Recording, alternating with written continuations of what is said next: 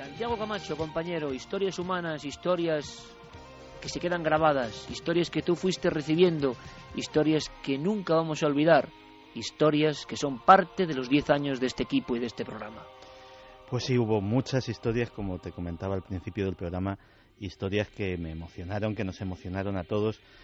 Y, por ejemplo, y luego hemos tenido confirmaciones, hemos tenido referencias, hemos sabido cómo han continuado algunas de esas historias. Por ejemplo, Francisco J. Torres y muchos otros compañeros, oyentes, invidentes, nos agradecieron muchísimo ese recuerdo de tanta gente mirando al cielo y tanta gente poniendo nuestros ojos al servicio de las personas que no podían contemplar ese espectáculo, pero que lo vivían a través de nuestras narraciones, a través de las narraciones de nuestros corresponsales, de nuestros colaboradores. Y la verdad es que ese recuerdo que hicimos a las personas que no podían acompañarnos del todo, no como ellos quisieran en la fiesta, las personas que estaban trabajando, que estaban hospitalizadas, que estaban ocupadas en cualquier otra cosa, los mismos exámenes mismos, pues la verdad es que en las redes sociales y en los mensajes pues me han llovido muchísimos agradecimientos. Hay historias que incluso terminaron de una forma casi de película. ¿Te acuerdas de que mencionamos esa pareja que él iba a pedirle matrimonio a su chica aprovechando este acontecimiento nuestro?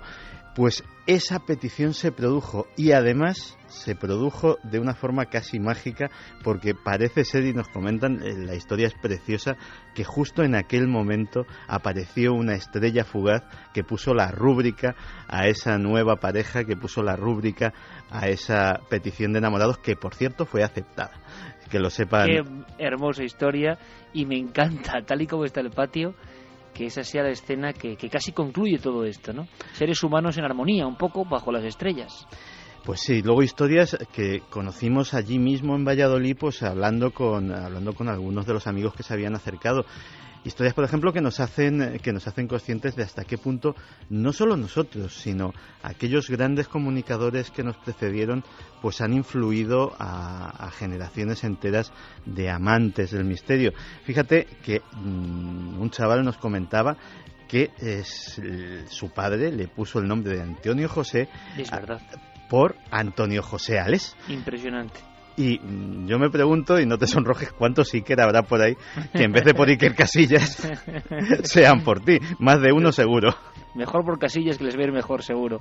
De verdad que fue muy bonito, fue una experiencia humana tremenda, emocionante. Santi, por cierto, tienes que ir recogiendo preguntas, tú sabes, ¿no? Sí. Están llegando ya a través del Facebook y de las líneas de contacto. Algunas muy interesantes, ya tengo ocasión de leer algunas. Lánzame alguna, que no voy a responder ahora, pero lánzame así a bola pluma alguna que te haya llamado la atención. Pues mira, por ejemplo, fíjate que hay algunas de una profundidad importante, porque, por ejemplo, una en concreto es... Sí. Tú, Carmen, nos habláis de misterios constantemente, nos contáis el otro lado de la realidad, pero en vuestra vida diaria, en vuestras creencias, en vuestra vida de verdad, ¿eso en qué influye? ¿Cómo veis la vida cotidiana, la del telediario, diferente de una persona normal, de una persona que a lo mejor está ajena al misterio? No me digas que no es un preguntón. Hago un programa con eso. Es un preguntón. Pues de ese nivel hay muchísimas. Pues vamos a hacer esa experiencia y me parece a mí que eso puede ocurrir con todos los miembros del equipo. Por lógica nos ponemos al frente, Carmen y yo, preguntadnos lo que queráis y responderemos en un programa de radio. Responderemos a través de la radio. Y Santi hará un poco de recopilador. Carlos también está muy atento, por supuesto. Carlos, que están llegando muchísimos mensajes, y aunque sea por resumir, porque nos vamos rápidamente a Altamira, la sensación de que muchísima más gente, hemos entrevistado a muchos amigos que han visto estos objetos del carrusel de luces sobre España en esa noche de junio, y corroborando las mismas zonas y las mismas áreas, ¿no? Desde luego que sí, Iker. Por ejemplo, Gema García Guerrero nos decía: los que estábamos en el Cerro de los Ángeles, en Madrid, disfrutamos de una magnífica noche y pudimos disfrutar de varias luces que nos dejaron bastante impactados. Magnífico, y hay que repetir. Víctor también nos decía: en Castilblanco de los Arroyos vimos los mismos flashes y la misma luz azul. Alberto Ruiz nos decía: puedo confirmar lo que se está hablando desde Córdoba. Yo estaba en las cercanías, en Badajoz, y sobre las 4:19 empezó todo. Simplemente simplemente apunté la hora y el minuto en que empecé a ver algo constante. David Rodríguez desde Valencia nos decía que días antes, sobre las 4:30 de la noche, nos estuvieron entreteniendo varias luces cambiando de posición e intensidad, cielo despejado y en zonas sin tránsito aéreo. Capi también nos decía: yo estuve en el municipio de Calañas, en Huelva, y pude ver el objeto que parecía un avión, pero no podía ser un avión, ya que se quedó estático. José Manuel nos decía que sobre las 2:10 se había visto una luz azulada descendiendo por el norte. Esta luz era bastante grande y dejaba un reflejo detrás larga. Esto se ha visto en Peñarroya, Pueblo Nuevo de Córdoba. También, por ejemplo, nos llegaban mensajes precisamente de gente que se acercó al programa, allí a Valladolid, a esa central. Óscar Utrillat nos decía que la verdad es que fue una noche especial, de principio a fin.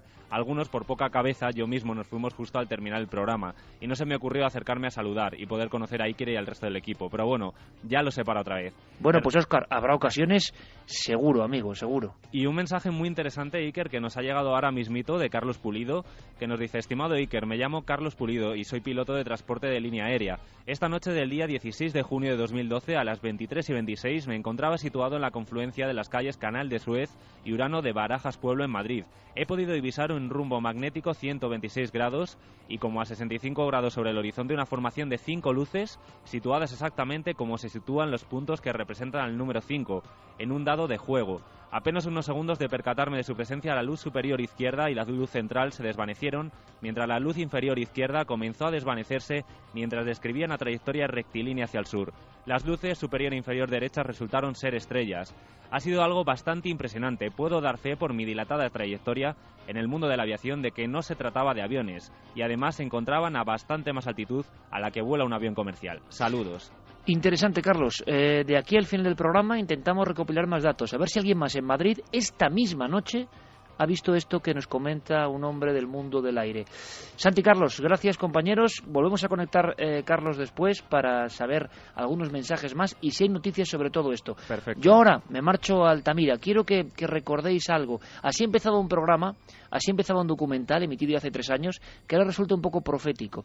Veréis, sabéis que hay una noticia dado la vuelta al mundo. Las pinturas rupestres españolas, las cuevas como el castillo de Altamira parece que pueden ser los primeros templos donde nace el misterio, nace la conciencia humana. Esto es gordísimo. Ha sido portada no solo de Science, sino de Times, de el New York Times, de todos los periódicos del mundo. Portada. El Mundo ayer, por ejemplo, El País también, por supuesto, pero El Mundo reflejaba en 4 páginas completas.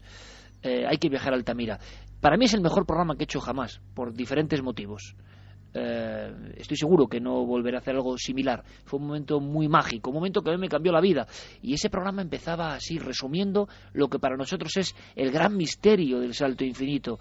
Y ahora, amigos, ahora sabemos que en la cueva que más rodamos, en el castillo, en ese monte piramidal que existe a las afueras de Puente Viesgo, único en el mundo, con 5 cavernas con signos mágicos rupestres, allí están las primeras señales artísticas de la conciencia del hombre, precisamente allí. Así empezaba este documental. Hace 41.000 años nos ocurrió algo importante y que quizá contenga la esencia de todas las preguntas que alguna vez nos hemos hecho. La ciencia sigue buscando respuestas, pero es posible que nunca lleguemos a tener una certeza. Hace 41.000 años.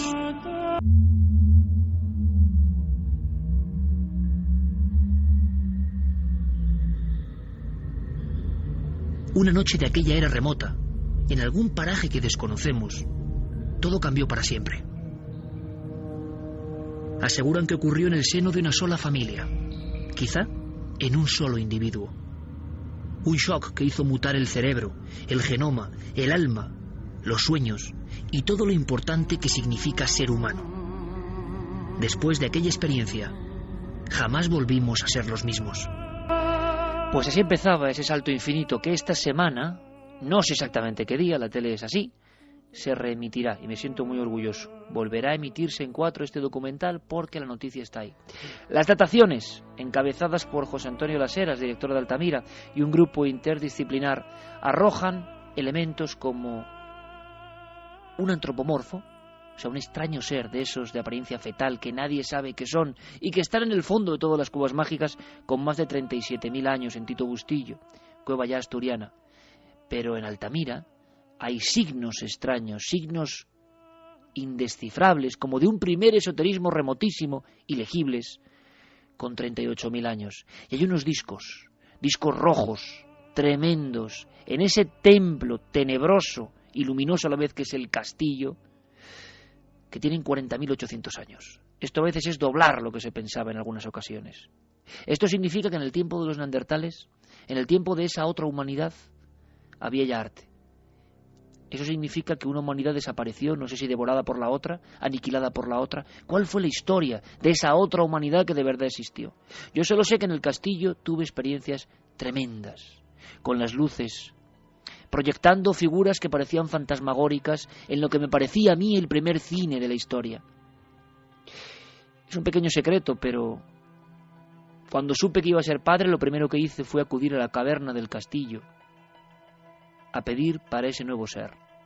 A pedir no sé bien a quién, pero a pedir a algo que yo sentí muy poderoso en estos lugares, en estos templos que yo no puedo ver como un arqueólogo porque no lo soy, que no puedo ver como un científico porque no lo soy, pero sí que puedo verlos como un ser humano primitivo, que es lo que soy, como un ser que intenta acudir a las raíces, como un ser que siente el escalofrío milenario en el lugar donde nació la magia.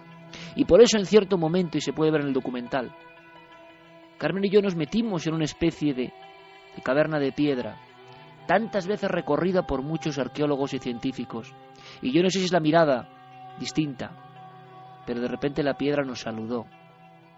De la piedra salió un rostro, estaba allí hace milenios, pero la luz o nuestra mente lo vio y llamamos rápidamente, y ese momento se recoge, a los especialistas. Es una máscara, es un ser, el alma de un ser, yo no sé qué es, pero así lo hacían los prehistóricos, como lo hacen en el fondo de la cola de caballo de Altamira, que es desconocida por completo, pero está llena de vigilantes de las sombras que encogen el corazón. ¿Y cómo sería para el prehistórico que arrastrándose, casi como entrando por un gran útero de la madre tierra, con el crepitar de su llama, observaba las caras de esos seres que parecían de otro mundo y que flanqueaban la piedra y que cobraban vida con el fuego? ¿Cómo eran, Dios mío, aquellas experiencias? ¿Cómo eran esos primeros encuentros con la magia real? Antes de la religión, antes de las normas, antes de las estructuras, antes de los poderes, los hombres hablaron con los dioses en los primeros templos de Cantabria.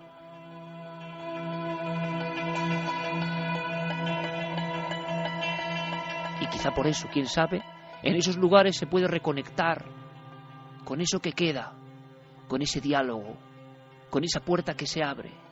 ¿Y cómo me quedo yo, amigos, cuando veo que en donde yo descubrí humildemente esa máscara que nadie había visto, en esas paredes están los primeros signos del arte? En esas paredes están los primeros reflejos de un ser humano que se enfrenta al misterio de la vida. Ahí está el documento, ahí están los arqueólogos, ahí estaba su sorpresa. Yo no sé por qué vi esa máscara, pero ahí estaba. Y para mí todo es un símbolo, y un símbolo que ahora tiene mucha más fuerza. Es el misterio de lo profundo. Claro que se puede contar desde lo científico, desde lo arqueológico, desde lo numerológico, pero yo ya no puedo ver nada así porque a mí me ha picado el virus de la cueva. Y siempre vuelvo, siempre regreso. Pero después de estas cosas a vuela pluma, que yo os digo porque las siento así, las he vivido así, os puedo decir que la noticia es alucinante y que se bifurcan muchos misterios y que por supuesto en la prensa cada uno lo utilizará como quiera y cada uno será hijo de sus criterios y sus ideas y cada uno ante una misma máscara, ante una misma pintura o ante una misma cueva, pues saca lo que lleva dentro y es muy diferente, claro. Esto es lo que saco yo. Y seguro que para cada uno de vosotros, si vais al castillo, que se puede ir, hay una experiencia distinta.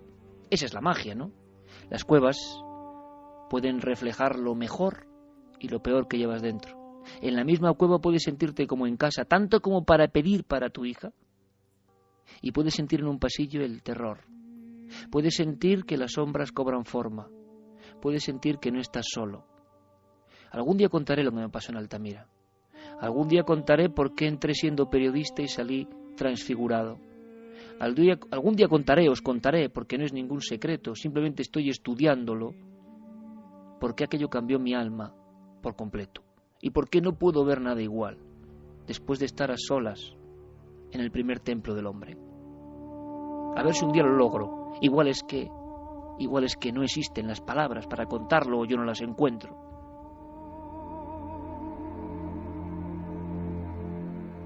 Pero Noel me conoce muy bien, y en Altamira a solas yo tenía una sola compañía, un fino haz de luz que apagué, y música como esta.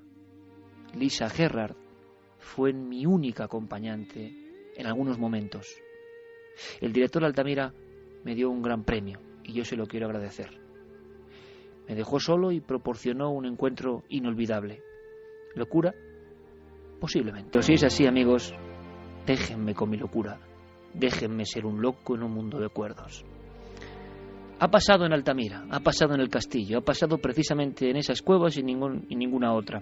Ni de Francia, ni de Italia. En España nació el arte de momento. Y yo me alegro. Hay que saberlo todo, amigos.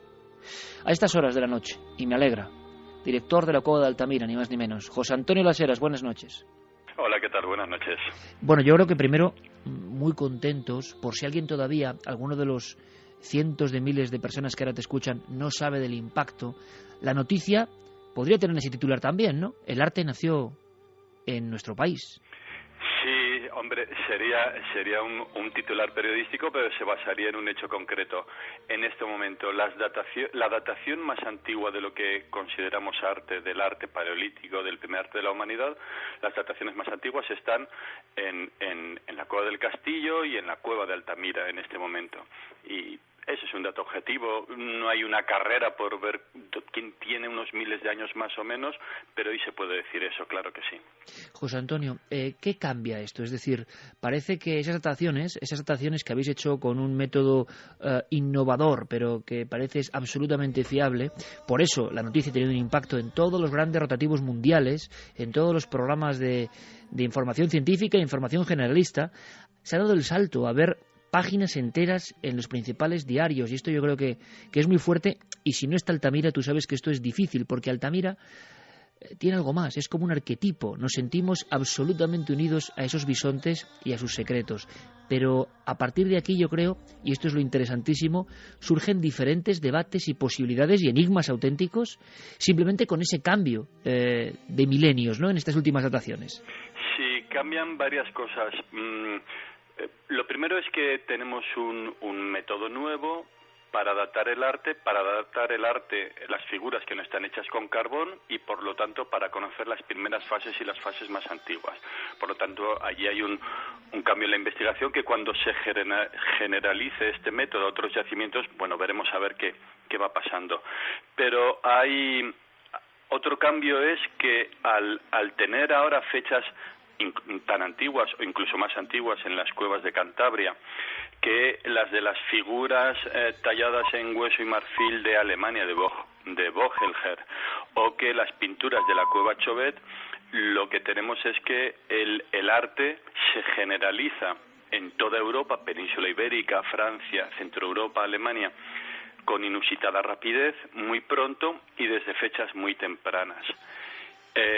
Otro cambio importante, la cueva Chauvet, con todos sus leones y con esas fechas entre 32.000 y 34.000, pero también con fechas gravetienses mucho más recientes, en torno a 22.000 y 24.000 años, era un arte figurativo excepcional, sorprendente. Ahora resulta que casualmente lo más antiguo es fundamentalmente abstracción. No hay un referente natural ni para los puntos del castillo ni para el signo complejo del techo de Altamira. Y el tercer cambio es que estamos en las fechas en el que humanos neandertales y humanos sapiens están presentes en Europa, y que si las fechas retroceden un poco más, nos vamos al momento en el que en Europa solo habría humanos neandertales. Entonces hay una cadena de cambios en el método y en los enfoques que son una pequeña revolución o una revolución o una innovación y una renovación en los estudios del primer arte conservado de la humanidad, del arte más antiguo, del arte de las cavernas de Europa. De todas formas, José Antonio, yo sé que tú eres cauto y eres un hombre de talante científico, pero desde fuera, y quizá viéndolo desde el prisma periodístico o más emotivo si quieres, esto sí puede ser un tsunami en el buen sentido, porque hay cosas que son como muy nuevas para el gran público. Y yo te agradezco el esfuerzo divulgativo siempre y de hacerlo comprensible a todo el mundo, que no es fácil. Por ejemplo, en esos grandes templos que yo recomiendo, ¿no?, en las cuevas que se pueden visitar, que es que si uno va con la perspectiva es como conectar con los orígenes, con la penumbra de los orígenes, ¿no?, y de tantos misterios que hay ahí. ¿Me quieres decir que pudo haber diferentes humanidades, como eran neandertales, una especie prima, vamos a decir, pero que no éramos exactamente nosotros, y nosotros, los Homo sapiens sapiens, haciendo el mismo tipo de adoraciones o de simbolismo, o conviviendo prácticamente? Esto es lo que abre este tipo de pinturas, una adoración artística, un simbolismo artístico por parte de individuos tan diferentes. Es que en los últimos años lo que hemos sabido, lo que hemos aprendido de los humanos neandertales los acerca bastante a nosotros y los acerca muchísimo más de la imagen que se creó de los neandertales en los años 30, 40 o 50 del siglo pasado. Una imagen muy poderosa de unos humanos demasiado bestializados en la representación que se hacía de ellos en los libros. En los últimos 10, 15 años hemos conocido y aprendido muchas cosas de neandertales y sabemos que estaban mucho más cerca. Después de 40.000 años o de 30.000 años de la desaparición de los humanos neandertales, y conservamos idéntico a ellos un 4% de carga genética. Eso es poquísimo según cómo se mire, pero también es mucho, ¿no?, después de la desaparición de aquella especie.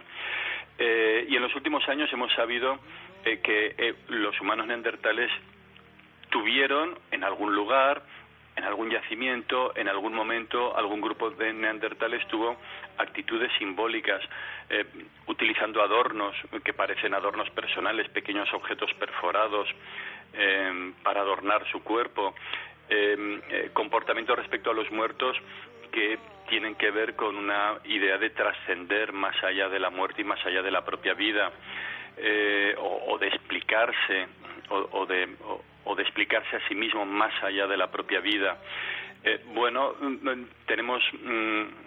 Tenemos huesos grabados, tenemos marcas reiteradas en objetos hechos por neandertales.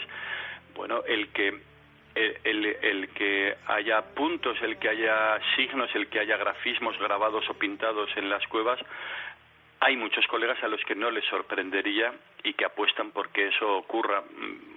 Conforme se daten más, las cosas más antiguas de arte que hasta ahora no se podían datar, gracias al nuevo método se podrán datar, y hay colegas a los que no sorprendería esa opción, ¿no?, que Neandertal hubiera hecho también figuras, signos, creación plástica con la que acompañar sus propios pensamientos y sus ideas y sus palabras, claro que sí. Claro, José Antonio, porque hay un salto que quizá no es fácil de entender, pero es un salto tremendo, que claro, como seres humanos modernos hoy, cualquiera de los oyentes puede decir, bueno, no es tanto hacer un signo en una pared. Claro que es tanto, es un salto casi cósmico, ¿no? Es un salto que representa un cambio de mentalidad muy fuerte, muy potente, plasmar cosas que no son la realidad, pero que representan la realidad, de inicio del arte y quizá de las creencias, ¿no?, como tú has dicho.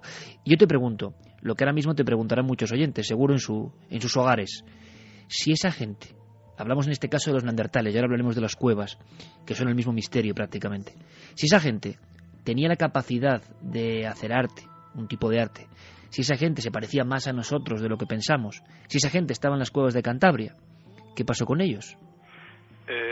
Vamos a ver, ¿por qué desaparecen los neandertales? Bueno, hay algo, la inteligencia es la capacidad de adaptación. Podemos pensar que su inteligencia tuvo un límite a un cambio de circunstancias o a unas circunstancias concretas en Europa, o también, como me decía el otro día un colega del equipo, Yao, que me decía, bueno, ¿y por qué desaparecieron todas las comunidades aborígenes de todo el continente americano en apenas 2 o 3 siglos? En apenas 3 siglos. ¿Por qué desaparecieron? Bueno, fueron arrolladas no por personas con una inteligencia superior o distinta, sino por personas con una mayor demografía y con una cultura, es decir, con una tecnología distinta y superior, más eficaz, más eficiente. Es decir, bueno, pues a lo mejor la desaparición de esos grupos de cazadores-recolectores o con agricultura elemental, que los había en el norte de América, en Centroamérica y en Sudamérica, o los estados prehispánicos, sencillamente desaparecieron porque no pudieron enfrentarse al poderío tecnológico y al poderío demográfico de sus iguales venidos de fuera.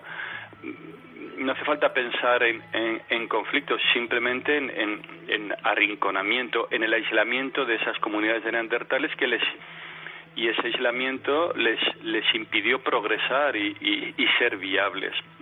No hay por qué pensar en otras cosas. Pudo haber, y siempre se dice, pero no se puede demostrar, que enfermedades de las que fueran portadores los sapiens pudieran afectar desgraciadamente a los neandertales. Bueno, realmente no sabemos por qué. Sabemos que los últimos neandertales permanecen aislados en las penínsulas de ibéricas, de Italia y en Grecia, bueno, en condiciones marginales frente a las poblaciones de los humanos sapiens. Es curioso porque, al igual que el arquetipo del arte rupestre o lo que hablábamos de Altamira, genera una fascinación en el hombre de la calle, el tema del neandertal, ¿no? Y de esa especie tan similar y tan diferente al mismo tiempo que desapareció hace no tanto tiempo y que nos dejó quizás sus marcas, también genera como una sensación de novela, de querer saber más. José Antonio, el estallido del arte, haya neandertales o no, en este caso hablamos de ese misterio primigenio, el estallido en la conciencia humana, vamos a decirlo así, para crear esas maravillas tan antiguas, es uno de los grandes, creo, enigmas todavía que nos quedan por resolver, ¿no? Porque yo creo que yo mismo no acabamos de entender muy bien cómo se produce ese proceso y por qué en las cuevas. Sigue habiendo una información bastante extendida, un desconocimiento en el gran público si uno no se adentra en el mundo de las cavernas y se piensa que eran, bueno, cosas simplemente para cazar, casi recreaciones lúdicas. La sensación que yo tuve, puedo estar equivocado o no, quiero conocer tu opinión, es que todo eso tenía un poder muy fuerte. O sea, da la impresión de que uno se adentra en unos lugares muy sagrados, pero antes quizá de cualquier religión. Eso se siente hoy, José Antonio, en Altamira, o al descender a la Cueva del Castillo. Sentimos que estamos en lugares de poder anteriores incluso al establecimiento de religiones. Por supuesto, cualquier antropólogo, cualquier historiador no utilizaría con comodidad y con naturalidad la palabra religión para calificar lo que podemos intuir detrás de esas primeras figuras. Lo que llamamos arte, y con los datos que tenemos ahora, es algo que aparece generalizado en Europa, en el Cantábrico, en Francia, en Alemania, en torno a hace 35.000 o más años, en el periodo que llamamos auriñaciense. Y se asocia a cuevas. Pero es que nuestra fascinación por las cuevas se ha mantenido hasta antes de ayer. Ceres tiene su relación con la diosa Ceres con unas cuevas, y Cibeles va acompañada por leones, y hay un colega que no descarta que pueda haber una relación entre los leones y la figura femenina de Chauvet con los leones que acompañan a Cibeles, a la diosa Ceres. En nuestra fascinación por los ámbitos cavernarios, en nuestras religiones de ayer mismo, en el mundo griego y en la religión clásica de Grecia y Roma, pues está allí, y desde el Paleolítico, desde las cuevas europeas paleolíticas, las cuevas siempre nos han fascinado, y da igual que nos vayamos a cuevas con usos rituales sagrados o profanos en el Yucatán, en México, o que busquemos cuevas en Indonesia, donde asociadas a ritos trascendentes, sagrados o profanos. Es decir, sí estamos en el origen, en el origen de pensamientos importantes, de pensamientos trascendentes. Hay todo un largo periodo, hay unas formas de la religiosidad primitiva o unas formas prereligiosas asociadas sobre todo a comunidades de cazadores-recolectores, en las que debe entenderse ese primer arte que conservamos en Europa. Hay que pensar que esas imágenes no están adornando el lugar donde viven esos grupos humanos, esos primeros grupos humanos que hacen figuras, sino que están más allá, que están en un espacio estrictamente simbólico. Son imágenes que, como el arte contemporáneo y cualquier arte histórico, acompañarían pensamientos e ideas trascendentes, sagradas o profanas, pero en todo caso trascendentes, importantes. Palabras e ideas se acompañaron de signos. Solo nos quedan los signos ahora, solo nos quedan esas figuras, las más antiguas abstractas, poco después con un naturalismo impresionante. Bueno, es un mundo que estamos descubriendo poco a poco y que estas fechas nos sorprenden y nos ayudan a centrar nuestra atención de investigadores, por supuesto que sí. José Antonio, cuando un hombre como tú desciende a la cueva y está solo en la cueva, ¿podemos explicarle a los oyentes lo que se siente realmente? Porque a mí me da la impresión de que cambia mucho el mundo y que vosotros, los que trabajáis en este ámbito, sois personajes muy peculiares, te lo digo con todo el afecto. No. Vivís en un mundo que es muy curioso y, en mi opinión, muy mágico, o muy diferente al mundo ordinario convencional. ¿Y se puede expresar, o es un poco inefable, es un poco difícil, lo que se siente ahí abajo, en las cuevas sobre todo con arte rupestre, en las cuevas tan especiales como Altamira, el Castillo y tantas otras? ¿Cambia la realidad, la percepción de la realidad? ¿Se puede llegar a sentir en algún momento lo que pudieron sentir ellos? A ver, te oí hablar y estaba recordando las palabras de Rafael Alberti cuando él visita la cueva de Altamira. Y él, entre otras cosas, y creo que cito casi textualmente, ¿no? Un temblor milenario estremecía la cueva. Ese estremecimiento, ese temblor, esa subyugación y ese sobrecogimiento que produce Altamira, a mí me lo produce ahora al remembrar esas experiencias, y me lo produce pues cuando entro solo, en el momento en el que te quedas un poco aislado del grupo que está trabajando en ese momento en la cueva haciendo algo. Bueno, cualquier cueva, pero la cueva de Altamira sobrecoge, impresiona. Yo creo que allí gravita sobre uno todo lo que ha ocurrido a lo largo de milenios por muchas personas con ideas de trascender, con sus creencias importantes, con sus vivencias. Si existe el genio del lugar, el genio de Altamira es un genio poderoso que nos afecta a todos. Yo soy afortunado de sentir pues ese temblor milenario que decía Alberti, ¿no? Esa fascinación. Es impresionante lo que uno siente si está atento y se deja llevar en una cueva como Altamira, o en una cueva como Chauvet, o en una cueva como la de Covalanas, en Ramales de la Victoria, que en vez de un gran templo es como una magnífica ermita, ¿no? Y son sensaciones que se pueden tener, o sensaciones a las que uno se puede acercar a través de las cuevas que están abiertas, o a través del Museo de Altamira. Pero Altamira subyuga, Altamira sobrecoge, y uno siente allí ese temblor milenario estremecedor que describe Rafael Alberti. Y José Antonio, ¿por qué Altamira? Porque yo he tenido la oportunidad de rodar varias cuevas, tú lo sabes, y ¿por qué Altamira puede llegar a provocar no sé cómo llamarlo, pero desde luego un estado, no sé si de conciencia paleolítica, conciencia cósmica, un estremecimiento milenario, como tú dices? ¿Por qué muchos artistas han visto su sensibilidad absolutamente iluminada en esos momentos debajo del techo maravilloso de los bisontes, o de otras partes mucho más desconocidas? Porque cuando uno habla de Altamira, por fortuna o por desgracia, el arquetipo es el que está, el potente, el de los bisontes, pero es que hay muchos rincones maravillosos, increíbles, alucinantes. ¿Por qué esa cueva? Yo no sé si se puede contar o no, pero es tan especial hasta para quien no sabe de arte prehistórico. ¿Por qué si se va con cierta apertura de miras o con cierto relajo, parece que algo te envuelve allí? José Antonio, te lo digo sinceramente. Sí, porque nos envuelve a todos. No hace falta ser prehistoriador, ni historiador del arte, ni arqueólogo para sentir sobrecogimiento en una cueva como Altamira. Cuando la cueva estaba abierta al público, era relativamente frecuente que alguna persona saliera llorando de la cueva, y los guías lo sabían y lo comentaban. Personas, sin una formación especial, que satisfacían un deseo a lo mejor formado en la infancia, pero que luego el lugar les imponía una emoción muy fuerte.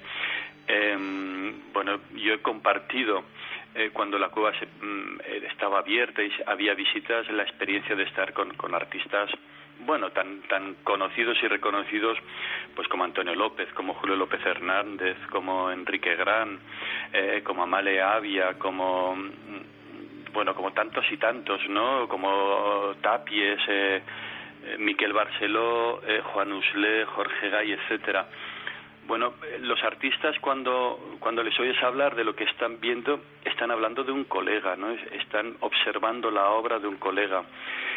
Pero esa obra realizada por alguien que sería un intercesor, un intermediador entre la realidad visible y la realidad trascendente, la que está detrás de las cosas y animando la vida. Cuando alguien ve la obra de ese intercesor que era artista, pues no hace falta ni ser artista ni ser historiador para emocionarse y para llorar incluso, ¿no? Es decir, ¿por qué? Bueno, hay una parte condicionada. Altamira es un nombre mítico, hay una parte física, las cuevas nos impresionan a todos, adentrarnos en el mundo subterráneo impresiona mucho, y hay una parte real, ver esas figuras allí, saber que estás viendo lo que alguien hizo hace 15 o 20.000 o ahora más de 36.000 años. Bueno, pues es una emoción muy fuerte, muy intensa, y uno la puede racionalizar o puede dejarse llevar.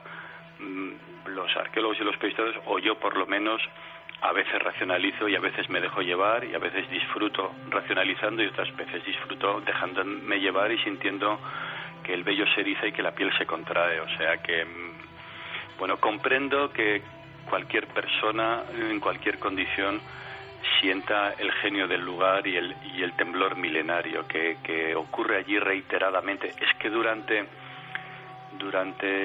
más de 25.000 años allí hubo personas no habitando, sino entrando a expresar sus ideas importantes, a hacer figuras trascendentes, a hacer arte con la mayor importancia y la mayor trascendencia que tuvo para aquellos grupos.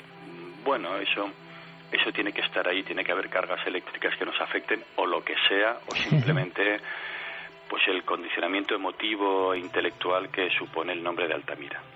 Pues José Antonio, yo te lo agradezco muchísimo, de verdad, este paseo por un mundo que hay una cosa que sí es triste en ocasiones, ¿no? Yo sé de tu labor, sé de la divulgación que haces, sé que Altamira además tiene esa ventaja del nombre imborrable, ¿no? Y de lo que significa.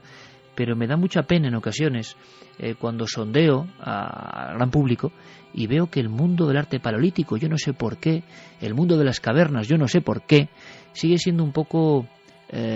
sigue estando un poco a desmano, ¿no? Ojalá noticias como esta, poner de nuevo en la palestra informaciones y hallazgos tan importantes, sirva para que muchas personas se reencuentren con esa emoción milenaria.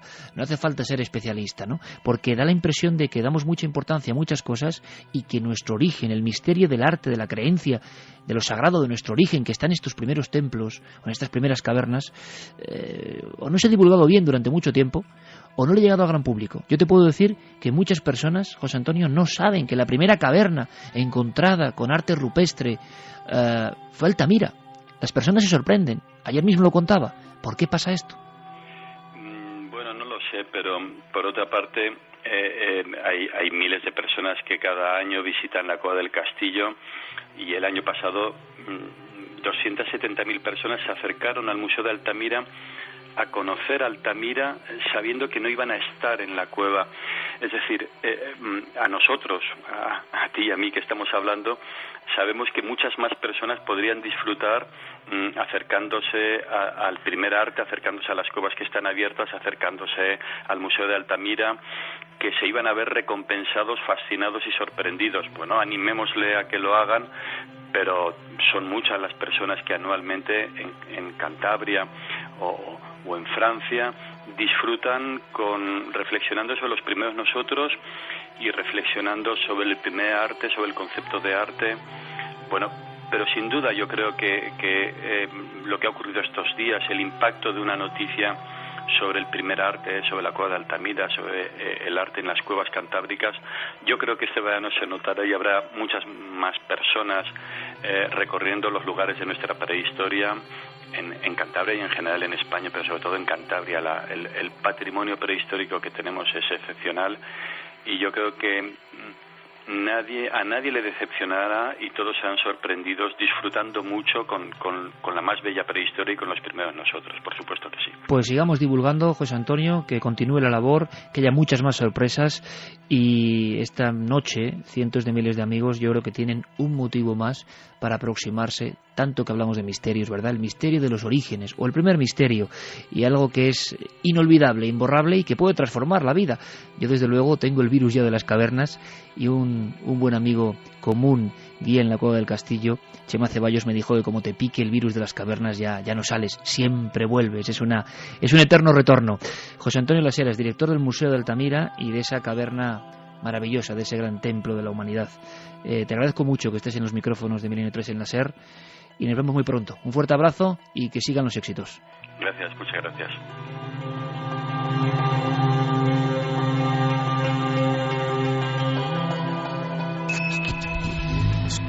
¿Quieres conocer la respuesta? Milenio 3 en la SER. Se pueden hacer muchas películas con todo esto. Películas reales. Qué bonito, qué hermoso, qué maravilloso. ¿Por qué no damos otro salto? Del cosmos a Altamira y al castillo, las cavernas madre, y de ahí a la red. ¿Qué ha pasado esta semana en la red, Diego Marañón?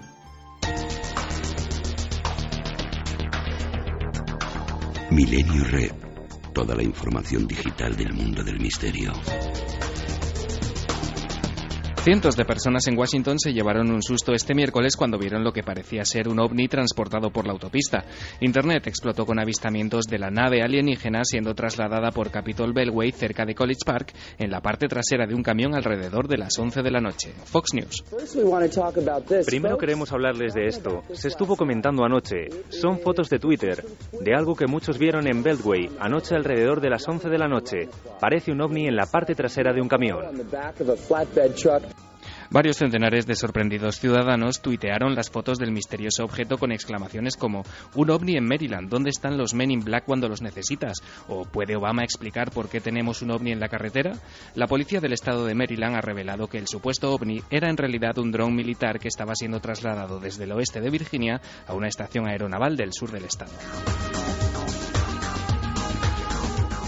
Nomofobia. Apuntad este término que nada tiene que ver con diminutas criaturas mitológicas. Hablamos de una nueva enfermedad asociada al estado de pánico en que puede entrar una persona cuando se olvida el teléfono móvil en casa. Un nuevo estudio revela que casi el 53% de los usuarios de móviles tienden a sentir ansiedad cuando pierden su terminal, se les agota la batería, el saldo o no tienen cobertura. Realizar algún tipo de conducta excesiva con el móvil que le impide las relaciones con los demás, en ese momento ya tenemos que empezar a sospechar que hay una adicción. Salir a la calle sin móvil puede crear inestabilidad, agresividad y dificultades de concentración. El momento suele estar acompañado de síntomas tales como malestar general, hipervigilancia, inquietud, crisis de pánico o agorafobia. Los jóvenes de entre 18 y 24 años son los más propensos a padecer nomofobia. Dentro de este rango, el 8% de los universitarios son los que más lo sufren. La web del diario ABC recogía hace unos días la que ha sido una de las noticias más comentadas últimamente en los medios, y es que la fecha de la crucifixión de Jesús de Nazaret ha sido objeto de debate durante muchos años, pero los investigadores nunca han llegado a un acuerdo. En un nuevo estudio publicado en la Revista Internacional de Geología, investigadores alemanes han examinado el capítulo 27 del Evangelio de San Mateo, que describe cómo un terremoto se sintió en Jerusalén el día de la crucifixión. Los científicos han buscado pistas en el Mar Muerto para determinar si efectivamente la Tierra se movió violentamente en la zona hace unos 2000 años. Los datos geológicos apuntan a una fecha como la más propicia para haber sido el día del martirio, el viernes 3 de abril del año 33 después de Cristo. Los investigadores estudiarán ahora otro acontecimiento natural asociado con la crucifixión de Jesús, la oscuridad, que pudo haber sido provocada por una tormenta de polvo. Las pirámides de Giza en Egipto ya se pueden visitar desde casa con gafas 3D. Un nuevo programa reconstruye el interior y el exterior de los icónicos monumentos en 3 dimensiones para que los usuarios puedan ver una de las maravillas del mundo en todo su esplendor. La historia de este proyecto comienza hace más de 100 años. Una expedición de Harvard dirigida por George Reisner, un icono de la arqueología moderna, recopiló fotos, diarios, dibujos y documentos de las pirámides de Giza. Con esta fuente de información se ha reconstruido la necrópolis de la forma más exacta posible.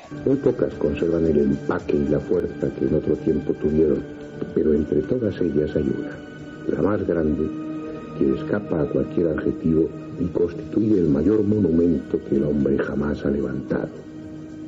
Si es que fue el hombre y no los mismos dioses quienes lo hicieron. La web Giza 3D proporciona una visita guiada. Permite visitar las tumbas restauradas y entrar en 4 de los antiguos templos del sitio. Los usuarios pueden navegar por imágenes actuales y antiguas y ver 30 objetos meticulosamente reconstruidos en 3D. También pueden acceder a fotos, diarios de campo, mapas y otros elementos desde el sitio web de los archivos del Museo de Giza. Es todo por esta semana. Como siempre, el resumen y los links para profundizar en todos estos temas los tenéis desde ya gracias a Guillermo León en ikerjimenez.com y en las redes sociales. En 7 días, más recomendaciones virtuales. Ya sabéis que el misterio continúa en la red.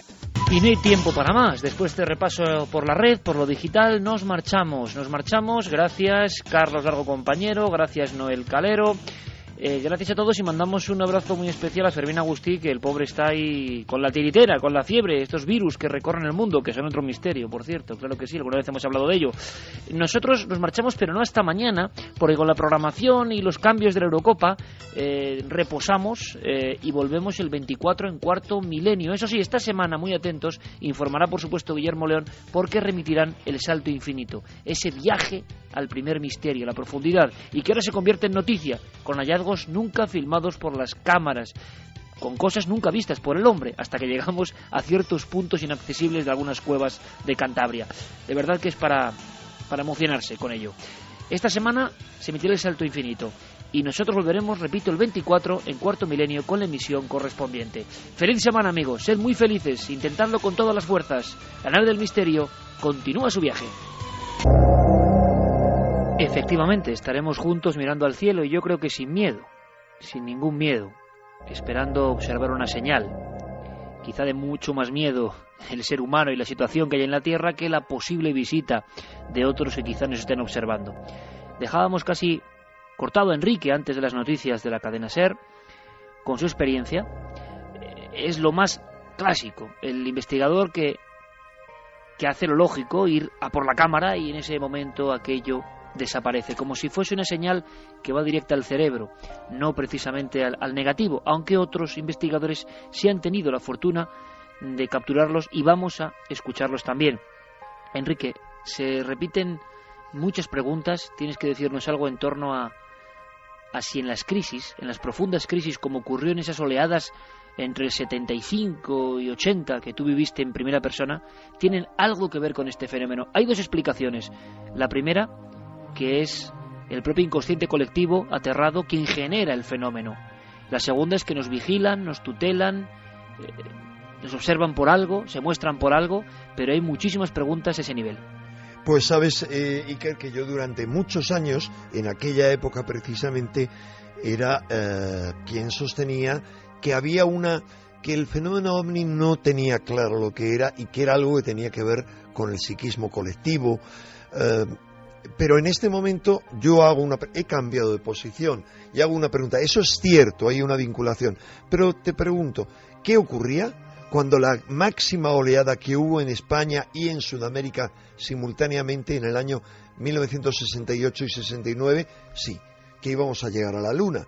Pero lo lógico es que hubiera una inmensa oleada en Estados Unidos. Pero ¿qué ocurría en la primera gran oleada española de 1950? Es decir, lo que te estoy comentando con esto es que hay que ser relativos. Es cierto que tienen que ver con las crisis, en ocasiones con las crisis económicas.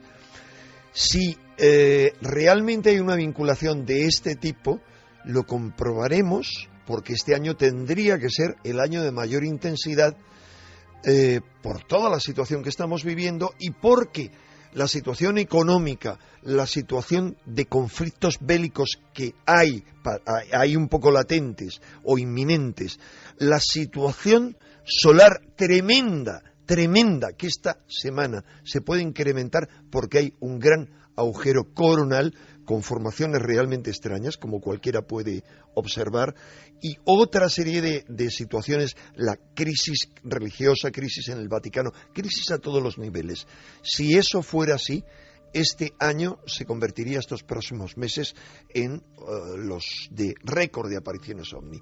Ahora, en mi opinión, esto no solo tiene que ver con el psiquismo. Yo creo que los ovnis, hay una interrelación de algunos de ellos, pero son algo objetivo.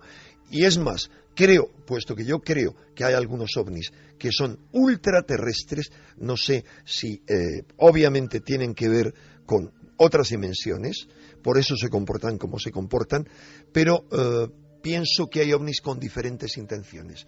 Esa es mi opinión sincera. Y yo, desde luego, no me acercaría, si aterriza un ovni, no me acercaría a él bajo ningún concepto. ¿Por qué, Enrique? Pues honestamente, porque como yo pienso que algunos ovnis son extraterrestres, digo algunos ovnis, y me baso para creer en ello, en algunos casos que he investigado múltiples y que no me dejan ningún lugar a dudas, lo que yo creo es que los ovnis que aterrizan, los ovnis que se muestran en este momento, que van al contacto, no me fío de ellos, porque si alguien quiere ayudar al ser humano, lo que hace es ayudarle de forma indirecta, tal vez manifestándose en el cielo para darnos una esperanza, eso sí, pero nunca interfiriendo en nuestra vida.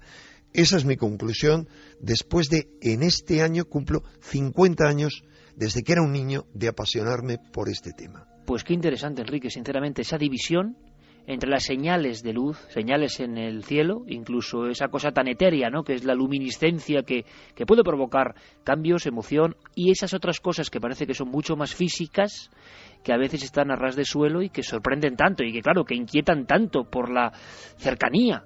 Yo sentí, tengo que decirlo, y a veces es un poco contradicción, porque siento un enorme respeto casi místico y luminoso por este fenómeno, pero cuando me ocurrió aquello en el 97, en aquellos segundos, yo sentí que mi cuerpo a nivel biológico sentía, valga la redundancia, un enorme temor, miedo. Javier, ¿tú qué harías? ¿Y qué te parece esta división que acaba de hacer Enrique de Vicente ahora mismo? Pues... si aparece un ovni cerca... ¿Qué haría? Pues mira, no lo sé. No lo sé porque es una pregunta que me había formulado muchas veces en mi infancia, precisamente antes de aquella experiencia en Montserrat. En aquella época, como todo niño, tenía la respuesta muy clara. Si un ovni estaba cerca de mí, iba a salir, como te pasó a ti, corriendo hacia el ovni. Pero cuando lo tienes cerca, cuando descubres que estás a merced de eso, que eso, entre comillas, lo puede todo, pues no estás tan seguro, ¿no? Yo creo que te entran esos miedos atávicos a lo desconocido que emergen en esas circunstancias y que te pueden dominar. ¿Es eso bueno? No lo sé, quizás sea una reacción profundamente humana, profundamente instintiva, y quizá deberíamos tener una actitud más abierta, más próxima, si hay la oportunidad de establecer una comunicación con una inteligencia que no es de aquí. Quizá no sea bueno darle la espalda, pero bueno, incluso las mentes más preclaras de la actualidad, como Stephen Hawking, que están saliendo cada 2 por 3 haciendo declaraciones contra el contacto extraterrestre, diciendo que debemos guardarnos de enviar señales ahí fuera, de revelar nuestra posición en el universo, porque no sabemos a dónde va a llegar ni las intenciones, ni la moralidad, ni nada de lo que hay ahí fuera. Hombre, yo creo que eso nos pone en guardia, pero a mí me parece que es una actitud, la del miedo, un poco miserable. Pero Javier, te pregunto, ¿crees en las abducciones? ¿Crees que hay una realidad ovni, por ejemplo, detrás de las abducciones? ¿O de control mental? Sí, pero de abducciones que no sean terrestres. Tú sabes que yo fui el primero en sostener que algunas abducciones eran experimentos terrestres de control mental hace 30 años. Yo te pregunto, ¿crees que hay algo extraterrestre en algunas abducciones? Y en algunos encuentros que conocerás terribles, inquietantes con esos seres. Sería como si un pez le preguntara a otro pez dentro de la pecera si el señor que les da de comer de vez en cuando es bueno o es malo. Y finalmente ese pez termina en el plato de ese señor, ¿no? No lo sé. Jaque mate, Javier.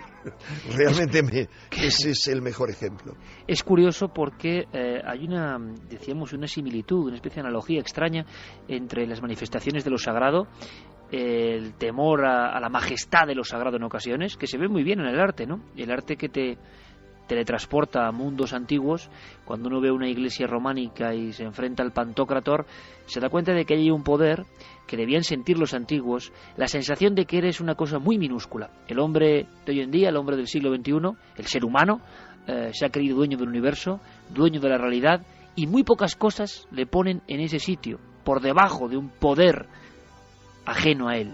Y da la sensación, cuando uno escucha ciertos testimonios cercanos, que el investigador o el testigo sienten eso que a veces verbalizan mejor o peor, pero es como que no tienen el control de la situación. Algo muy grande, y que no es un poder bélico, militar, un poder político, económico, no, que tiene que ver con otra cosa y que es muy grande, se está aproximando. Es una sensación muy curiosa, y es un paralelismo que uno observa al escuchar muchísimos testimonios. Testimonios, por ejemplo, como el de Luis José Velasco, nuestro compañero Luis Javier Velasco, que estará en Gran Canaria, que tuvo la oportunidad hace tan solo un año, y son casos muy recientes, ¿verdad?, de fotografiar un ovni. Esa especie de como medalla, ¿no?, que todos hemos querido tener, la mayoría sin suerte. ¿Qué le pasó en el sur de Gran Canaria? Un complejo hotelero de lo mejorcito que hay, con todos sus balcones iluminados. Bueno, yo estaba cenando en uno de los apartamentos de mi pareja, y vimos una luz roja que se elevó desde el mar. Bueno, como yo tengo el título de patrón de embarcación de recreo, pues obviamente pensé que eso era una bengala de SOS, es una de las señas de socorro en el mar. Claro, si ahí hay un puerto deportivo en ese complejo hotelero, a mí no me extrañó nada. Lo que me dejó fascinado fue que aquella bola de luz se quedó planeando totalmente estática, disfrutando de su paseo por encima del complejo con total gracilidad, y luego se perdió para un barranco. Luego seguimos cenando, digo, mira, es que eso no puede ser normal, una bengala cae punto, porque tiene peso, y algunas incluso está con paracaídas para frenarla. Aquello estaba flotando, pero la mar de gusto. Luego al tiempo vuelve del barranco, pasó delante del hotel, subió, y al subir emitía un destello más intenso, y luego estuvo evolucionando hasta unos 200 metros de altura, que lo pude calcular porque entonces sí ya tenía la cámara reflex y empecé a sacarle fotos como pude. Vale, le saqué bastantes fotos. Luego se volvió a perder para el barranco del Balito, y luego definitivamente volvió y subió hacia el cielo, y a esos 200 metros de altura sobre el complejo por ahí desapareció y se extinguió, ahí no se sabe porque era de noche, ¿no? Le saqué 11 fotos a ese fenómeno, y era pues muy muy clásico aquí en las Islas Canarias. Otro compañero, y en otro lugar clásico, en los rodeos en Ceutí, en Murcia, que estará allí la próxima semana, dentro de 7 días, a estas mismas horas, en un programa que comenzaremos a la 1:30. En Valladolid habrá un previo, estaremos un poco antes.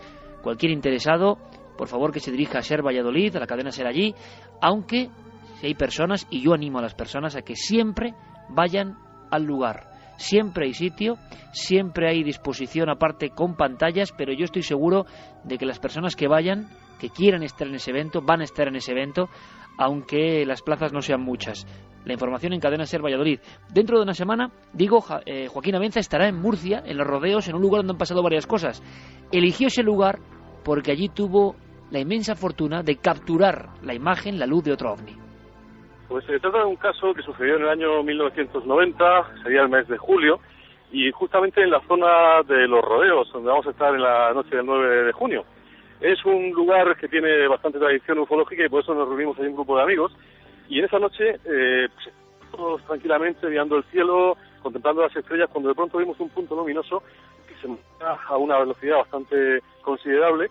Ese punto empezó a hacerse cada vez más grande, como si se estuviera acercando a la zona en la que estábamos, hasta que llegó un momento con un tamaño verdaderamente importante. La gente que estábamos ahí, habíamos unos 10, 12 personas, todo el mundo empezamos a comentarlo, y tuvimos la oportunidad incluso de hacerle unas cuantas fotografías. Una de ellas salió bastante bien, las otras tenían más movimiento, por lo tanto no sería tan preciso, pero pudimos darnos cuenta que se trataba de un objeto que tenía como 3 volúmenes, una parte central muy grande y como 2 bolas, una a cada lado, más pequeñas. Era de color amarillo intenso, no hacía ningún ruido, estuvo, no sabemos si muy cerca o muy lejos, pero se veía muy grande, aquello se veía bastante grande, comparado con la luna, pues aproximadamente como media luna llena, más o menos, hasta que evolucionó más o menos por la zona cenital a donde nos encontrábamos y también de manera muy rápida pues se fue alejando a una gran velocidad hasta que se perdió en el horizonte. La verdad es que para nosotros es una especie como de premio, ¿no? Después de tantos años de estar intentando allí ver algo, y al mismo tiempo también la posibilidad de conseguir una fotografía. Para mí es la única que tengo, que yo puedo decir que es un objeto volador no identificado, y por lo tanto pues supuso una gran emoción y nos reafirmó un poco en que todo esto merece la pena y que estar ahí mirando al cielo pues al final suele tener su premio. Estar ahí mirando al cielo suele tener su premio, dice Joaquín Abenza, una especie de galardón después de tantos años y que la búsqueda merecía la pena. Hay una encuesta que hemos lanzado durante, decíamos, casi un mes.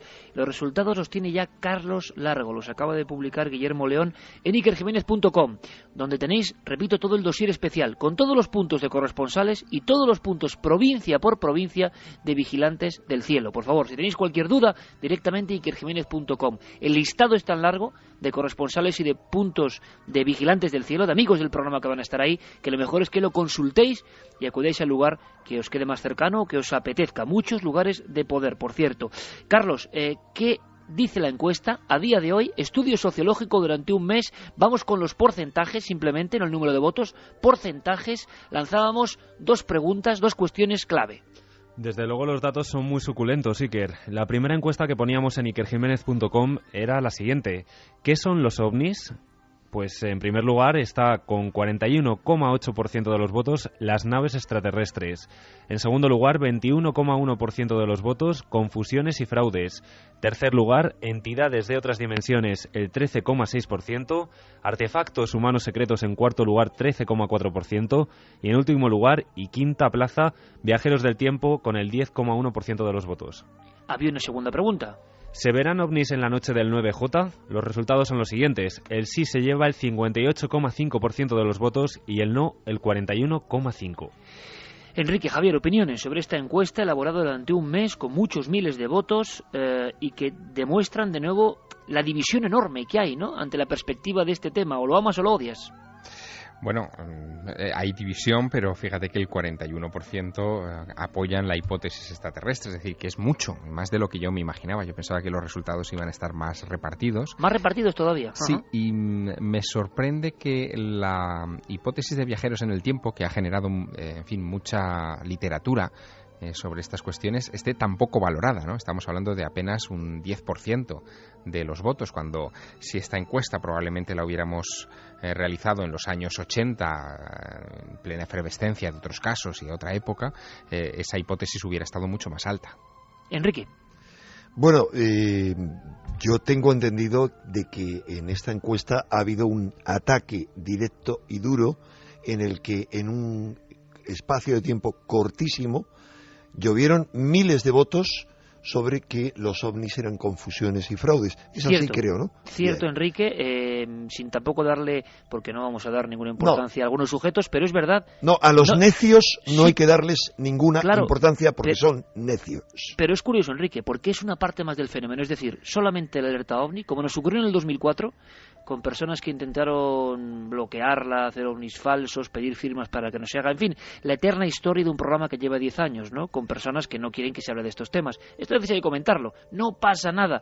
Sonreímos y nos da exactamente igual. Ahí llevamos 10 años y 7 en la televisión. Pero siempre con la contra, que no consigue nada, de personas que siempre desde el anonimato en muchas ocasiones intentan generar la opinión de que los ovnis no interesen, de que son un fraude. Y es verdad, tengo que decirlo, Guillermo León fue el primero en darse cuenta rápidamente y rápidamente reaccionó, pero había un interés que no ha pasado en ninguna otra encuesta con que la hipótesis fraude triunfase, con votos falsos emitidos de una manera prácticamente de hackeo. En fin, pasa de vez en cuando, pero lo curioso, Enrique, y es otro elemento de reflexión, es que pasa solo con este tema. Es curioso, pasa con ese tema, tú lo sabes, cómo te han perseguido en cada momento en que te has lanzado con ese tema. No hace falta más que abras además el Facebook para que veas que hay gente, buena gente, seguidores del programa, que les fastidia y les molesta el tema. Mira, cuando hemos hecho 2 encuestas en la revista Año Cero, y curiosamente hay una cantidad, en el único tema que hay una polarización de ¿quieres que se toque este tema sí o no, que se toque más o menos? Es en el tema OVNI. Hay una cantidad de gente enorme, fanática del tema OVNI, y otra gente totalmente rival. Y yo me pregunto por qué es esto.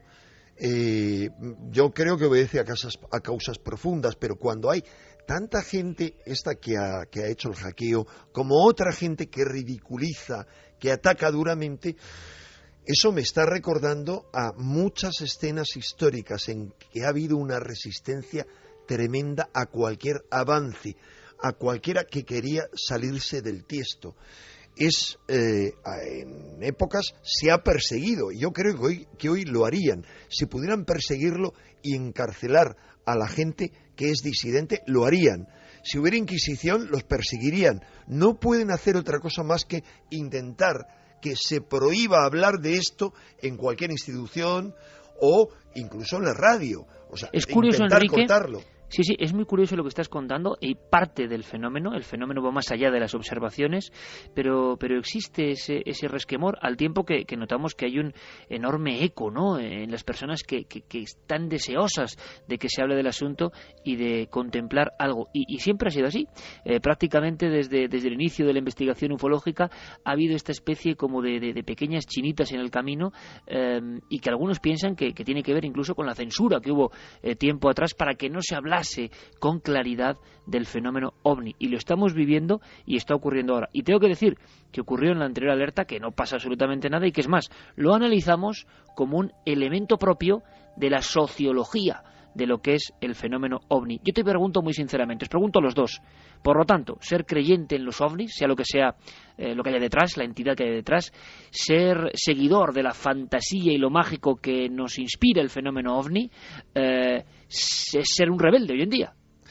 Bueno, te convierte en una persona potencialmente peligrosa para un y sistema... Y políticamente muy incorrecto, exacto, creo. Para un sistema que busca el control del ciudadano en términos absolutos, ¿no? Evidentemente alguien que tiene una vía de escape, que tiene ideas trascendentes, que deja margen ya no solamente a la fantasía, sino a algo que, en fin, que casi el cálculo de probabilidades nos da la razón. Es imposible, y lo estamos viendo ya incluso en boca de científicos de nivel, es imposible que seamos la única inteligencia en el universo. Imposible. Es decir, lo irracional es sostener lo contrario, lo anticientífico es sostener lo contrario. Bueno, pues eso, que nos ha hecho durante mucho tiempo sufrir muchos golpes y en fin, ser un poco marginados en algunos momentos, yo creo que nos ha hecho fuertes en este último tiempo y nos hace llegar a este punto defendiendo lo que creemos que es algo honroso: mirar al cielo, hacerse preguntas, sentir que nuestra verdadera patria está ahí arriba, no es malo. Enrique, una especie de herejía, la herejía del siglo XXI, el tema que más irrita, el tema que más te coloca en una posición, es sobre todo el de los ovnis, la creencia en que los ovnis pueden ser una auténtica y rotunda verdad, y más aún, que pueden modificar nuestra vida y no para mal, convertirla en una senda mágica. Eso es una realidad, es decir, es una última forma de protesta ante este cloroformo global. Absolutamente. Y que ha habido una manipulación de este tema, no hay ninguna duda.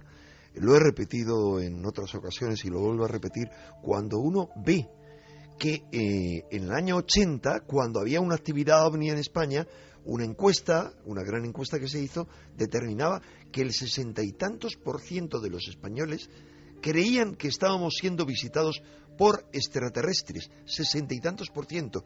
Y, sin embargo, una década y media después, otra encuesta había bajado al 40 y tantos %. Si se hiciera ahora, seguramente que no sobrepasaría esa cantidad. Y, sin embargo, en aquel entonces, en el año 80, muchísima gente cuestionaba que pudiera haber cualquier planeta habitado. Es más, se discutía cuántos planetas podría haber en el cosmos. Hoy en día, a fecha de ayer, los científicos están afirmando ya que con bastante probabilidad todas las estrellas tienen planetas. Muchos científicos consideran que millones de esos planetas podrían estar habitados. lo que se plantean es, claro, llegar desde distancias tan lejanas aquí. Hombre, eso es como pensar para el hombre primitivo que pudiéramos volar o que pudiéramos trasladarnos de un lugar a otro del globo. Eso sería herejía todavía en la época de Galileo y en una época posterior. Sin embargo, hoy es una realidad. ¿Por qué estamos tan negados? ¿Por qué estamos tan cerrados? Yo te doy mi respuesta. Porque nos están embruteciendo, nos están hipnotizando, porque no interesa que despertemos, ni siquiera cuando nos vemos convertidos en esclavos en el tema económico a costa de unas cosas absurdas, ridículas, que no se castiga a los verdaderos culpables. Seguimos inermes, pero seguimos inermes en todos los terrenos. Yo creo que el que estén ocurriendo tantas cosas este año en ese terreno, en el terreno religioso y en tantos otros, es para que al menos una parte de la humanidad despierte. Y en eso, para mí, tienen mucho que ver los ovnis. Por eso, Iker, creo que el haber convocado justo esta semana esa alerta ovni es algo maravilloso que solo podía venir de alguien que se ilusiona y se entusiasma con todo lo que hace y que empezó entusiasmado con el tema ovni como tú. Además ha habido hoy una de esas casualidades curiosísimas, Enrique, de esas pequeñas historias o guiños, ¿no? Ese corte que era un duende, un error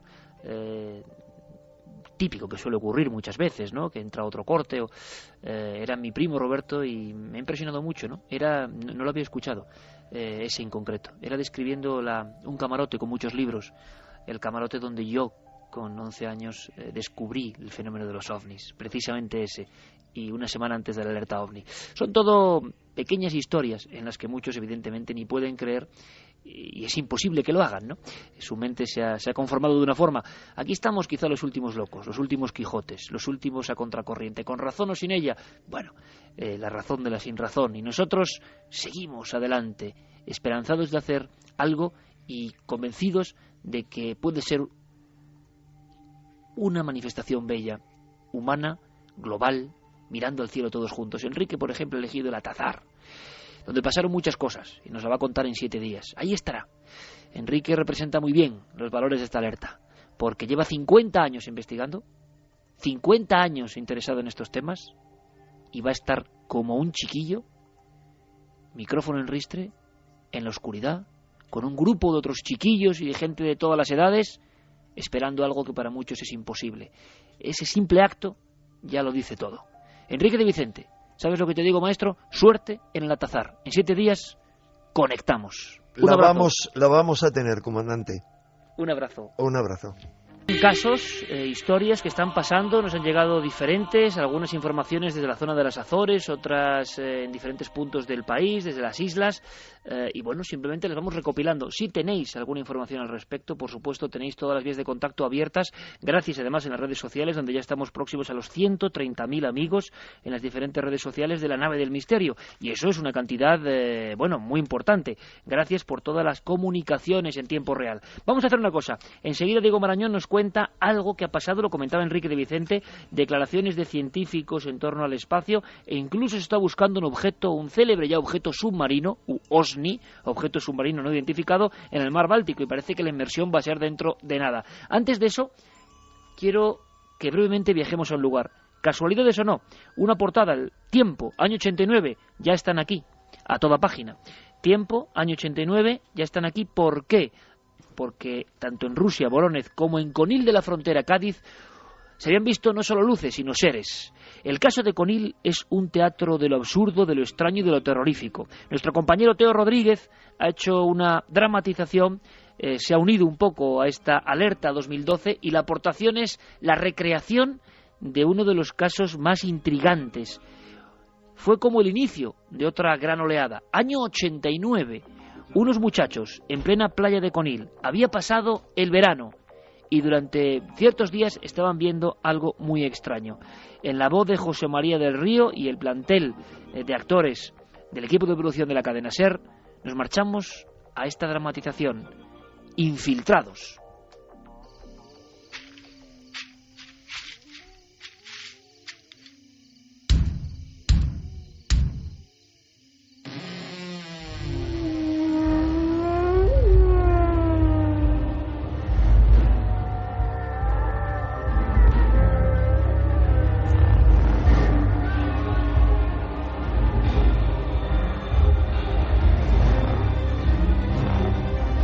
Cadena Ser presenta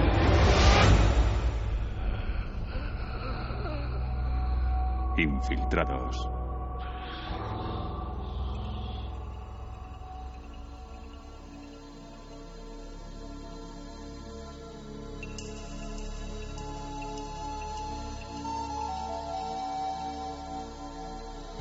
Septiembre de 1989. Vecinos de la localidad costera de Conil de la Frontera, en la provincia de Cádiz, observan las evoluciones de extrañas luces que surcan el cielo en mitad de la noche. 5 jóvenes de entre 14 y 23 años se citaron en la noche del día 29 en la playa de Los Bateles. Su intención no era otra que observar las silenciosas luminarias de las que todo el mundo hablaba. Pero hubo algo más, algo que no esperaban encontrar y que cambiaría sus vidas para siempre.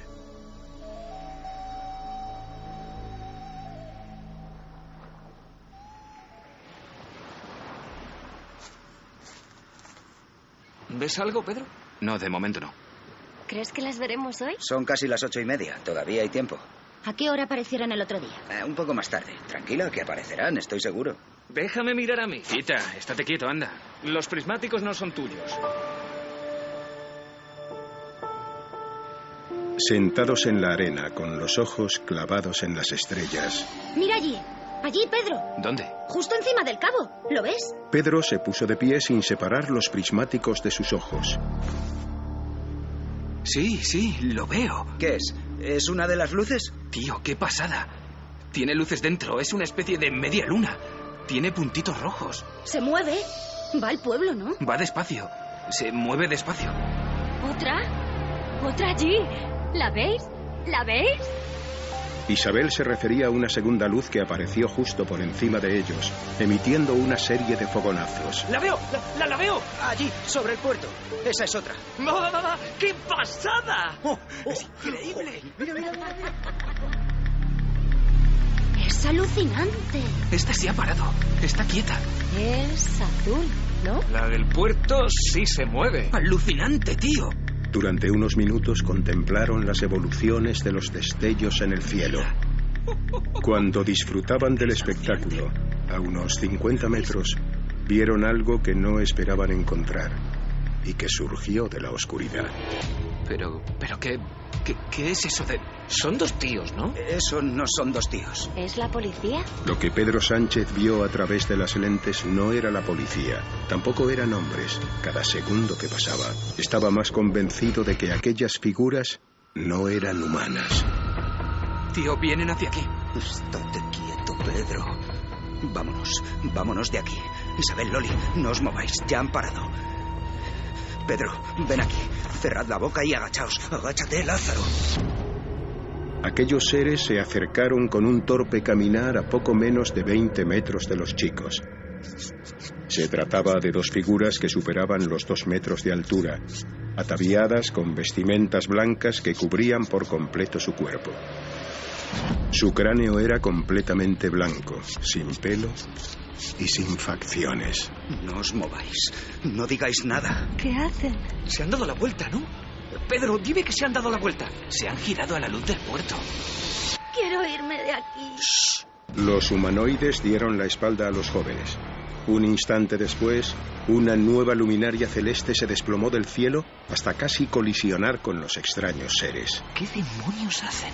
Acto seguido, las figuras se sentaron en la arena y comenzaron a excavar en ella, formando una especie de montículo en forma de herradura. Parece que quieren cubrirse. Sin tiempo a asimilar lo que veían sus ojos, contemplaron cómo ambos seres comenzaron a intercambiar entre sí una especie de esfera luminiscente. Pedro, ¿qué haces? ¡Agáchate! ¡Pedro, agáchate! Pedro se levantó muy despacio, retiró los prismáticos de su rostro y comenzó a recular con pasos muy cortos y lentos. Hay otro más.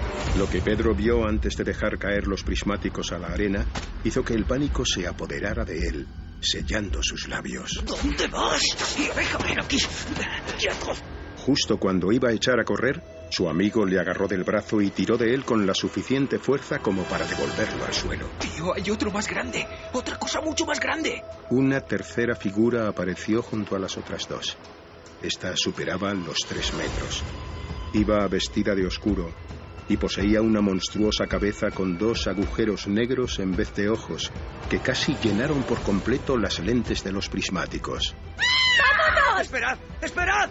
Cuando todos se disponían a huir de allí, un nuevo e inesperado giro provocó que todos se quedaran quietos como estatuas. ¡Eso no puede ser! Los jóvenes observaron algo increíble. El ser de negro ya no estaba, y los 2 seres de blanco se pusieron de pie, pero con una apariencia que nada tenía que ver con la inicial. Decidme que estáis viendo lo mismo que yo. Se trataba de un hombre y una mujer, ambos altos, de rasgos nórdicos. Él vestía una camisa y pantalones vaqueros. Ella una blusa y una falda que cubría por completo sus piernas. Se van. Los 2 se van. Hombre y mujer, ajenos a la presencia de los jóvenes, comenzaron a caminar en dirección al pueblo. Pedro y Lázaro dieron los primeros pasos con la intención de seguirlos, pero algo les detuvo. ¿Qué es eso? Salida de la nada, deslizándose sobre el agua, Loli se percató de una especie de nube que se acercaba a gran velocidad hacia la playa. Fue entonces cuando la tercera figura apareció de nuevo. Clavó la oscura mirada en los chicos durante unos segundos. Después giró y se desplazó flotando sobre la superficie.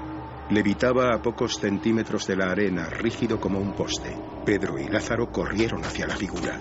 ¡Pedro! ¡Pedro! ¿Dónde demonios vais? ¡Lázaro! ¡Volved aquí! Las voces de sus amigos hicieron que los 2 chicos frenaran la carrera. La enorme figura, a unos 50 metros, hizo lo propio y se giró de nuevo hacia los chicos. No os mováis. En un segundo, antes de que los jóvenes pudieran reparar en ello, la figura había desaparecido por completo, absorbida por la oscuridad. ¿Dónde está? ¿Dónde se ha ido? Esto no es... Flotaba sobre el agua. ¿Y las luces? Las luces en el... También desaparecieron. En un simple parpadeo se borraron del cielo. En aquel espacio de tiempo, aquellas figuras sin pelo ni facciones dejaron atrás su aspecto de seres venidos de otro mundo para convertirse en personas normales. Quizás aquellas luces y aquel ser de más de 3 metros de altura solo pretendían desviar la atención de los jóvenes sobre el hombre y la mujer surgidos de la arena. Paso a paso, en silencio, ambos dejaron atrás la playa de los Bateles para perderse por las calles de Conil en busca del anonimato. Un anonimato que solo era posible si actuaban como infiltrados.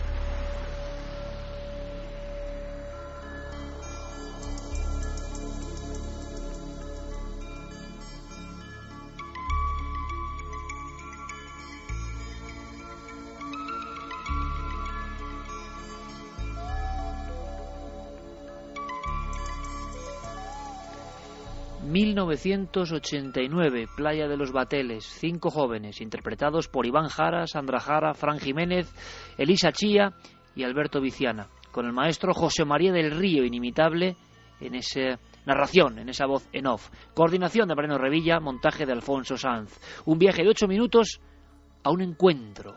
¿Infiltrados? Nunca lo sabremos.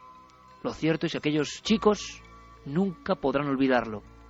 Sintieron que estuvieron cerca de algo extraño, poderoso, misterioso y que por algún motivo se presentó ante ellos. 1989, un caso que ya es clásico. Encuentro del tercer tipo en Conil de la Frontera. Y ahora, no, el Calero, sin perder un minuto, nos marchamos porque hay noticias que tienen que ver con la vida extraterrestre en el espacio y quizá en el mar, con Diego Marañón. Diego Marañón, compañero, buenas noches. Hola Iker, ¿qué tal? Buenas noches. ¿Todo preparado, todo ok? ¿Todo perfecto en la Cueva del Soplao, en el exterior, en Cantabria? Todo perfecto, ya con la cuenta atrás. Ya, y con la emoción, ¿eh? Imagínate que aparece algo injusto en la Cueva del Soplao, amigo. Pues sería algo absolutamente histórico. Y ya te digo que, como te dije la semana pasada, a lo mejor te quedas sin corresponsal si pasa algo. O sea que tú como Enrique, ¿no? Igual sales corriendo, pero como decía Jiménez del Oso, corriendo pero para el otro lado. Sí, yo soy del palo de Enrique. Yo tampoco me acerco a ver qué pasa.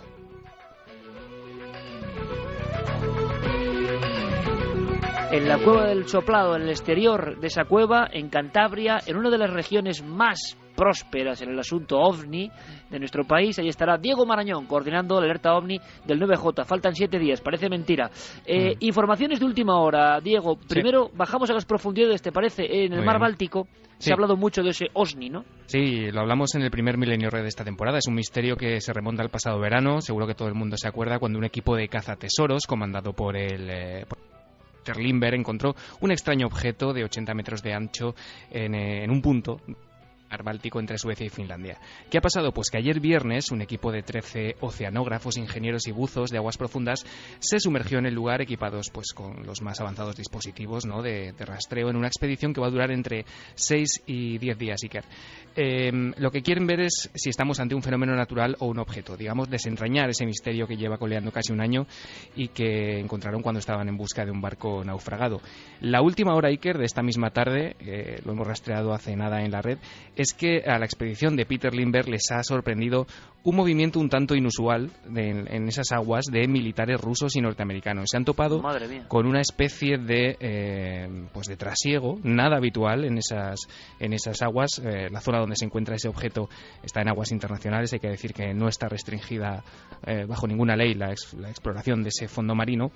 Y bueno, ellos dicen que nunca habían dado las coordenadas de la ubicación exacta de ese supuesto objeto, ovni, formación natural o lo que sea, así que el lugar donde se encuentra en teoría es secreto. Lo que teme este grupo de expedición y lo que habrá que comprobar es si alguien se les ha adelantado, ¿no?, en esa operación de rescate. Claro, y si no hay nada, dirán por un lado que no había nada de principio, y quizá otros digan que los militares se han adelantado en esa especie de operación rescate. Sí, la operación se llama Ocean X y bueno, este equipo de investigadores está incluso en negociaciones con Microsoft, con la empresa de informática, para que retransmitir por internet la expedición, que bueno, todavía no está nada cerrado. Esa es la última hora de esta noticia, Iker. Bueno, tenemos algún pequeño problemilla, creo, Diego, se entrecorta en algunos momentos la comunicación. Vamos a ver si sigue bien. Sí, yo no sé si ya los ovnis están operando, ¿no?, sobre el RDSI de nuestro compañero Diego Marañón, sabiendo que era el soplao. Vamos a ver si los hados no son propicios, porque ha habido noticias importantes de científicos que han declarado algo de última hora sobre vida más allá de nuestro planeta. Sí, lo ha confirmado Didier Queloz, que es un científico, ¿no?, un científico que ha participado además este jueves, hace 2 días, en una conferencia aquí en España, donde habló de ese reto inmediato en astronomía, que es encontrar un planeta fuera del sistema solar que sea parecido a la Tierra. Didier Queloz, Iker, es un astrónomo suizo que junto a su compañero Michel Maillot encontró en 1995 el primer planeta extrasolar. Este hallazgo pues abrió una nueva línea de investigación espacial, le valió numerosos premios, y lo que dice es que puede que ya un planeta con vida, pero mientras no puedan analizarse la atmósfera de ese planeta, no sabremos exactamente si eso es así o no. Tenemos además la voz del propio Didier Queloz, que si quieres lo escuchamos. Vamos a escuchar a este hombre, que fue el primer hombre que descubrió planeta parecido, similar, exoplaneta de este tipo, y que ahora dice que puede que hayan encontrado uno con vida. Le escuchamos. Buscar planetas en el universo no era una prioridad para la astrofísica como lo es ahora. En ese momento sentíamos que éramos pioneros. Tratábamos de encontrar el primer planeta. Veo cuánto progreso ha traído nuestro descubrimiento. Empezamos con uno y ahora tenemos más de 700. La detección de un planeta fuera del sistema solar en el que haya vida llegará algún día. Es solo una cuestión de instrumental, de inteligencia y de calidad en el trabajo. O sea, Diego, que un científico de, importantísimo nivel y gran prestigio afirma que cree que está cerca de ese planeta con vida, lejos de nuestro mundo. Sí, lo que dice es que para saber si eso es así, si existen vida en esos planetas que se van descubriendo, hay que decir que desde 1995 Queloz y sus compañeros de investigaciones ya han descubierto más de un centenar de cuerpos en torno a estrellas distintas del Sol que son candidatos a albergar vida. Lo que hay que hacer, según él, es estudiar, analizar la atmósfera, porque es la propia atmósfera, ¿no?, la que determina la presión y la temperatura de un planeta y, por tanto, la capacidad que tiene ese planeta de albergar agua y vida. Tenemos alguna pequeña anomalía de comunicación, Diego, así que lo dejamos en este punto concreto, pero era importante tener este sello, esta información. Científicos que hablan de planetas con vida e investigaciones con militares por medio bajo las aguas del mar Báltico. Última hora con Diego Marañón. Un abrazo, compañero. Un placer, Iker. Hasta luego. En el revés.